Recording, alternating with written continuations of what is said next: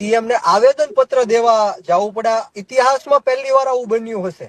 ઇતિહાસમાં પહેલી વાર એવો દાખલો બન્યો હશે કે આટલા લોકો, આટલા નેતાઓ, કોળી સમાજના મંત્રીઓ, સંસદો, ધારાસભ્યો એક થઈને રજૂઆત કરવા માટે જાય છે, આવેદન પત્ર દેવા માટે જાય છે, 8 પાસ હર્ષ સંઘવીની મુલાકાત કરવા માટે જાય છે, લાચારી કરવી પડે છે, એફઆઈઆર કરવા માટે ભીખ માંગવી પડે છે. આ મારી માટે શરમજનક વાત છે, કોળી સમાજ માટે શરમજનક વાત છે. ત્યારે હું તમામ નેતાઓને કહેવા માંગુ છું કે તમે ડરોમાં આગળ વધો. બ્રિજરાજ સોલંકી તમારી સાથે છે, કોળી સમાજ તમારી સાથે છે. એક મંચ ઉપર આવો, એક ટેબલ ઉપર બેસો અને ધરી દ્યો રાજીનામા. શા માટે સરકાર તમારું ન સાંભળે? આ સરકાર કોળી સમાજના મત ઉપર બનેલી સરકાર છે. આ સરકાર કોળી સમાજનો વોટ લઈને બનેલી સરકાર છે. અને આપણે શું કામ સીએમ પાસે જવું પડે? સીએમ ને કોળી સમાજ પાસે આવવું પડે. એ તાકાત કોળી સમાજ ધરાવે છે.